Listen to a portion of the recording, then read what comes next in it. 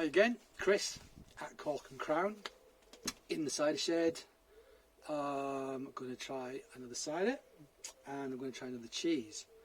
And it's not the cheese I tried yesterday. I was going to hold that back and try it again with today's cider, but I ate it all. It was a little fresh goat's cheese, the Cask. If you want to find out about it, look at the previous video and you'll find out about it. Provençal cheese. It was really good, really well with the Betty Prosser. It was a really good tasting. Two different things today. So, first up, let's have a look at the cider. It's another one from Ross-on-Wye. It's another single variety cider, wild ferment oak cask. This one is Ashton Brown Jersey, and this is from 2017. I've also got a 2015, which I'm going to try probably tomorrow actually, or Sunday. We'll see how we get along. So yeah, wild ferment, but pretty much all their stuff is wild ferment. Oak cask. I'm not sure if it's been in the French cask. It doesn't say French cask, so I assume not. So actually, let's see what it says on the bottle, shall we? Golden Fire, captured in time in a bottle. ABJ is one of our favourite apples, a bittersweet that grows slowly but produces a truly delightful cider. A delicious blend of sweetness from barrel and 3-year matured tannins, with an aroma of orchard floor and stone fruits on the flavour. Our ABJ trees have been devastated by moth, so this is our last for some years. Didn't know that. That's a bit sad, isn't it? So it's quite a special bottle. So yeah, there you go. Ashton Brown Jersey, bittersweet. Started growing it around the turn of the 20th century, early 1900s. It's from Somerset originally. Apparently it's good for single variety, but it's great for blending as well. It's quite a versatile apple. Let's have a go at it. Actually, no, let's not have a go at it. Let's talk about the cheese first. So, wedge of cheese. So what have I got? So, something totally different. Don't know if this will work or not, but I happen to love this cheese, generally speaking. It's a beautiful looking thing. That rind on that. So that is a natural rind. See that? Natural rind. It's almost like moleskin. It's like grey and fluffy. Mucor is the name of this rind. It usually has an amazing freshly tilled soil smell to it, which this does. More delicate than usual, but definitely there. So mushroomy, freshly tilled soil, that kind of thing. The cheese I had yesterday, the Cask, had a distinct celery flavour to it, and I said that was the most powerful vegetal flavour I'd ever had in a cheese. Well, there's two maybe that could equal it actually. There's a cheese called Tom Cruise, as cheesemongers call it, which gets a cucumber sandwich flavour, which is pretty awesome. And this guy gets an iceberg lettuce flavour quite often. I love it when it has that. So it's from the Auvergne, it's cow's milk. It's quite yellowish in colour, so that tells us it's cow's milk rather than sheep or goats. Semi-soft, so you can see, quite squidgy there. Yeah, looks great, doesn't it? It's bulging out of this rind. Yeah, quite old school, traditional cheese. Something they used to do, not anymore, before I get anyone getting upset. If anyone's watching this, don't get upset if you are. One of the things, so these cheeses need like a reasonably decent temperature, so 10-ish Celsius I would say for maturation, maybe a bit lower, around about 10, and quite high humidity. So in very, very, very small caves or maturing rooms where they mature these things, something that used to happen was, what they do is they dig a pit in the middle of the room, put a sheep in it, and the sheep would live in there through the colder months, both warming and humidifying through respiration the environment. Wasn't so great for the sheep. They'd go blind over the period and then they get eaten afterwards. I guess people did what they had to get their cheese matured to the sort of levels that they wanted. Nobody does that anymore, don't worry. But it's kind of an interesting way of humidifying and temperature controlling a cheese room, I say. Yeah, so there you go. Right, let's put this down. Let's try this cider. So, first weapon of choice. Bottle opener. Right, are you going to blow up on me? You're going to blow up on me? So look, do you see it wince there? Oh no. Very, very, very, very gentle sparkle. So I haven't started wincing, but I've had a few shocks lately. The Bridge Farm Keeve nearly took my face off. The Greg's Perry a couple of tastings ago basically soaked me and the shed floor. So yeah, I'm a little bit dubious every time I open a bottle now. Anyway, let's pour this out. Okay, let's have a look. So not much head on that. A little bit of sparkle. In fact, no head to speak of whatsoever. Very gentle sparkle. So this will be like pet nat, you know, bottled, and then give it a very gentle sparkle in the bottle. Naturally sparkling, not force carbonated. Slight haze to it. Some interesting stuff floating around in there, and edible stuff, I think. And I would say that is gold with a tiny hint of amber. That's what I would say about that. What's the ABV? It's going to be high. It's going to be high. 8.2. So, let's smell it. Lift my glasses up. Okay, so, apples. Very ripe apples. With a little bit of tartness as well. If you can smell tartness. I don't, yeah. Some of that funk, it's definitely got Ross-on-Wye funk in the background. Yeah, absolutely there. But there is a hint of some sort of sweetness in the background as well. Just a hint. So yeah, it's quite a delicate nose. There's definite funk there. There's definite ripe apple there.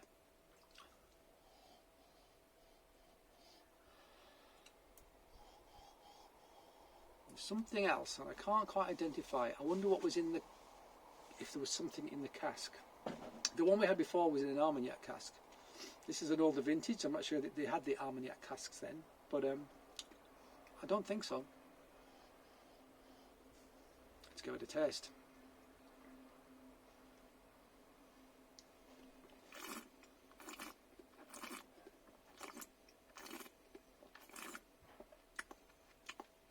Okay, nice.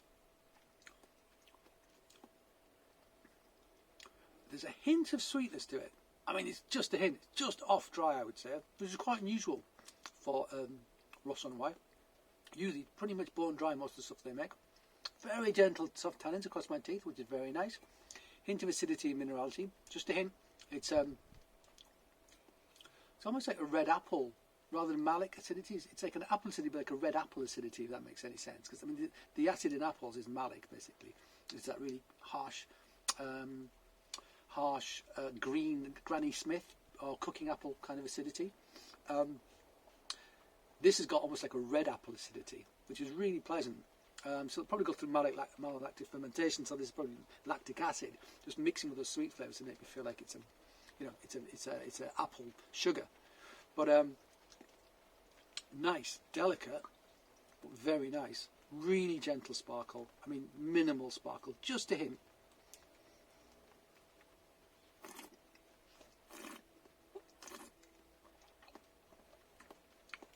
A little bit of leatheriness.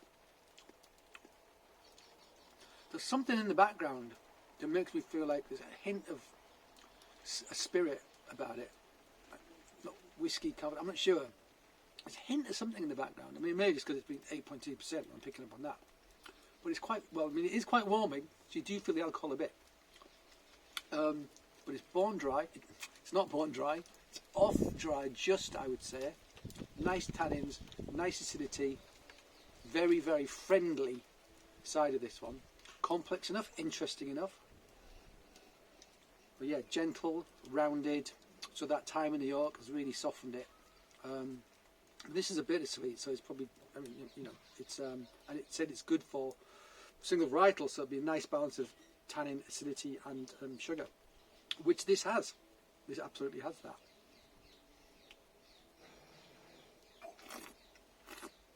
Right. Second weapon of choice, a cheese knife. And let's have some Nectaire. Okay, if I was on a desert island and I could only have one cheese, if I could have a really cracking Nectaire, I think I'd have one. I think that's what I'd have. I can eat so much of it.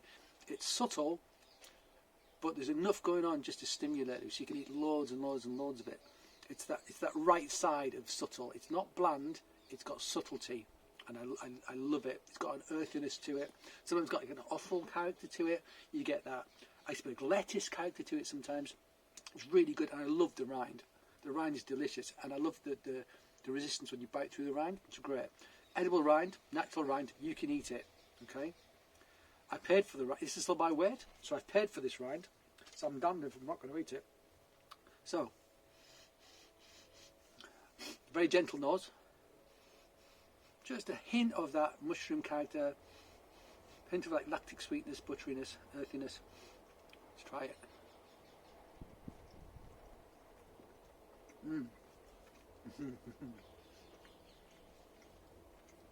Okay. Brilliant, brilliant salt. I mean, the salt is bang on the money. It's just perfect. Just a hint of acidity, just a tiny hint. There's a meatiness to this though. There is no iceberg lettuce. This is more of a savoury Nectaire, this particular batch. And the same batches, sorry, the same producers, different batches will taste different. You know? So, I mean, there'll be some similarities, but, you know, like I said a couple of videos ago, if you're making raw milk cheese, it's like a vintage every day. It's going to be subtly different if you're using raw milk. And this is fermier, farmhouse, it is raw milk.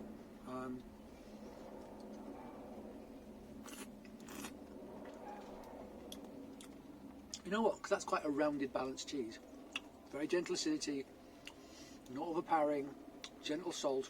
This has got similar character, actually. They're actually quite similar. And for that reason, I think they work pretty well. Have another bit. Love the rind. Love the texture of the rind, that your teeth break through it. The resistance is fantastic.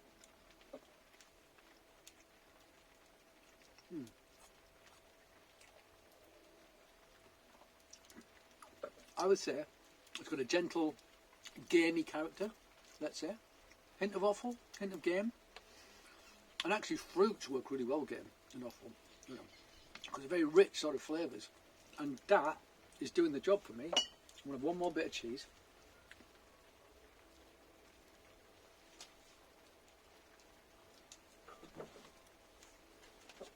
A bit more cider.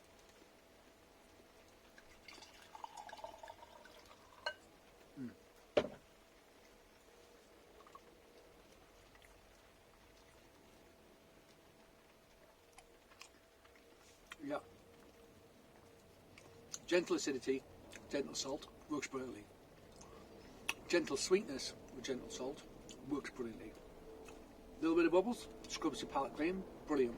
The fruit with the gaminess, brilliant. This is not an in-your-face pairing. It's not a light shot, it's not dry ice, it's not lasers and glitter balls. It's just very, very comfortable fit, those two things together. Really like them. Really like them. The thing about pairing is though, don't worry about it too much. I've said this before. People can put too much into pairing.